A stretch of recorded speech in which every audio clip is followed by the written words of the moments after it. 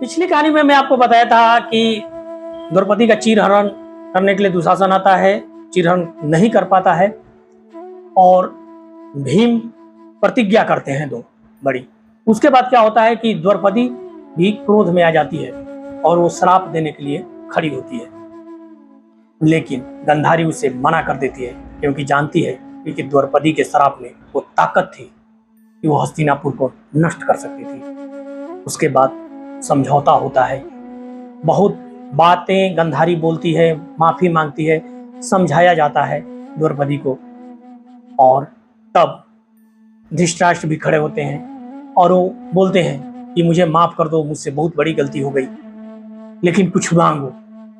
तो द्रौपदी उनसे मांगती है कि मेरे पति जो जुए में हार गए हैं, युधिष्ठिर जो दास बने हैं, इनको दास मुक्त से कर दिया जाए। उसके बाद उनको दास मुक्त कर दिया जाता है। फिर धृतराष्ट्र कहते हैं कि कुछ और मांगो, तो कहते हैं कि मेरे पतियों को भी दास मुक्त कर दिया जाए। धृतराष्ट्र बोलते हैं कि वो भी सही है, मुक्त कर देते हैं। उसके बाद वो और कहते हैं, लेकिन वो बोलते हैं कि नहीं, अब मैं नहीं मांगूंगी क्योंकि ये लालच ठीक नहीं है। लेकिन धृतराष्ट्र खुश होकर के पांडवों का, उनका पूरा जो राज्य था इंद्रप्रस्थ का, वो लौटा देते हैं।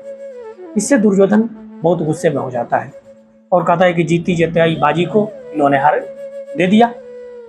उसके बाद क्या होता है कि पांडव व्यथित तो रहते ही हैं, फिर हस्तिनापुर में चर्चा होने लगती है और इसी बीच शकुनी एक और चाल चलता है। कहता है कि अरे जीती हुई बाजी तो निकल गई, अब क्या किया जाए।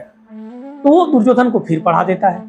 कहता है कि देखो, अब तुम दो शर्त रख दो महाराज के सामने कि या तो पांडवों के साथ अब युद्ध होगा और नहीं तो एक बार फिर इनको जुआ के लिए बुलाया जाए। अब दुर्योधन अपने मामा की सलाह को लेकर के धृतराष्ट्र के पास जाता है।